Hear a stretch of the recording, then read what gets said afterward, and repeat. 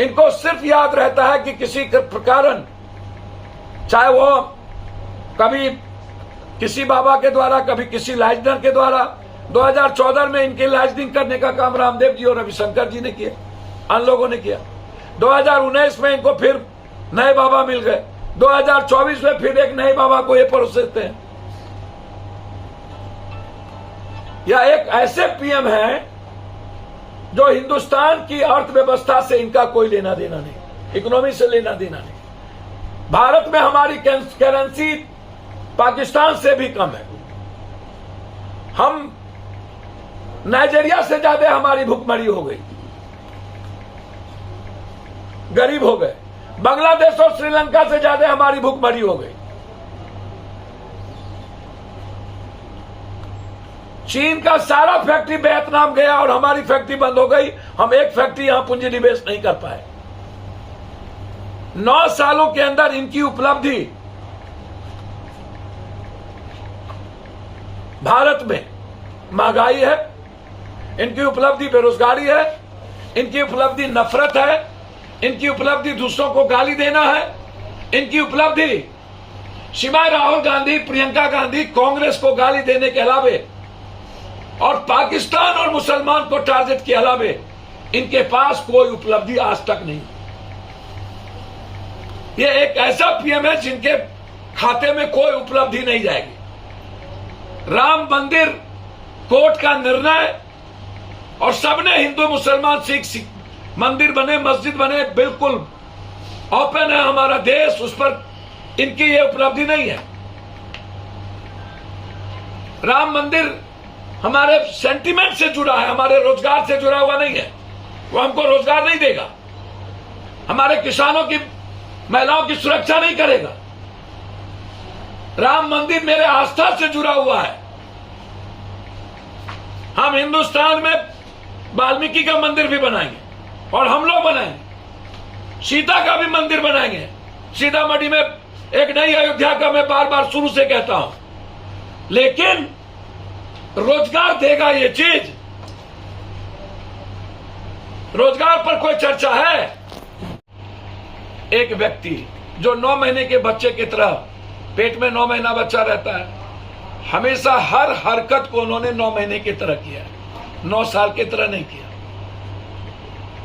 एक व्यक्ति जिनका जन्म गोधरा से पुलवामा तक के बीच जिनकी लाइफ है, और जिन्होंने कभी एक पॉजिटिव सकारात्मक काम के अलावे, कभी एक्सीडेंटल पीएम, कभी जननायक मोदी, कभी कश्मीर फाइल, कभी पाकिस्तान।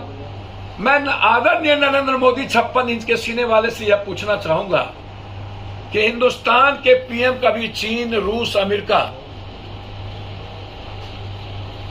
क्या आप किसी सिख के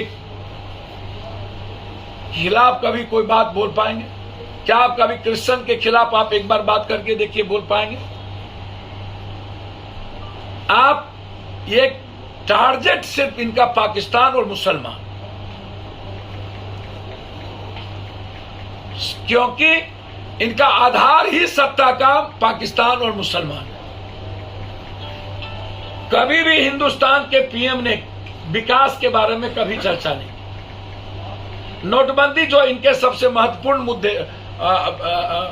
एपिसोड था, नोटबंदी बीजेपी और प्रधानमंत्री जी भूल गए, जीएसटी भूल गए, काला धन भूल गए, जाली नोट भूल गए, 15 लाख रुपया भूल गए, राशि भूल गई, रोजगार भूल गए, महंगाई भूल गई, गैस का कनेक्ट भूल गया, पेट्रोल डीजल की चीजें भूल गई, हल्दी नमक तेल सब भूल गए, महिलाओं की सुरक्षा भूल गए, महिलाओं का सम्मान भूल गए, बेटी पढ़ाओ बेटी बचाओ भूल गए, एक ट्वीट नहीं जंतर मंतर पर, किसानों के 9 महीना का मौत भूल गए, right of education, right of health भूल गए, भारत की इकोनॉमी भूल गए। ये 10 किलो अनाज और 10 किलो चावल आटा की बात करते हैं 84 करोड़ लोगों के लिए बात होगी। 888 की सीट बन गई, और आप उद्घाटन करेंगे। किसी को आपत्ति नहीं है उद्घाटन करने का। जब जौहरत रोजगार की थी तो इन्होंने विस्टा जैसी एक अरबों करोड़ों के इन्होंने पैसे वहां खर्च किए। इनको बेरोजगार और किसानों की चिंता नहीं थी। इनको गैस सिलेंडर की चिंता नहीं थी। इनको तेल और मिट्टी तेल डीजल और पेट्रोल की चिंता नहीं थी। इनको पर कैपिटा इनकम 6,000 रुपया को बढ़ाने की चिंता नहीं थी। इनको 9 सालों में right to education, right to health के लिए नहीं मरा।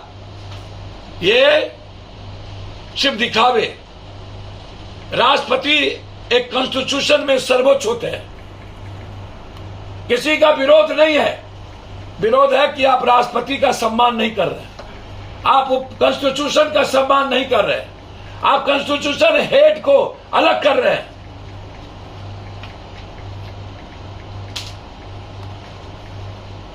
इसीलिए मेरा आग्रह होगा कि सर्वोच्च न्यायालय को इंटरफेयर करना चाहिए।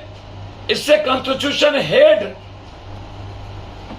को अलग करके, जिनकी भूमिका ऐसी चीजों में सबसे महत्वपूर्ण है और अपने ही को परोसना, भगवान दिखाना, यह भारत के इतिहास में कभी नहीं हुआ। इसीलिए कोई निर्णय लेना चाहिए, उद्घाटन को रोकना चाहिए।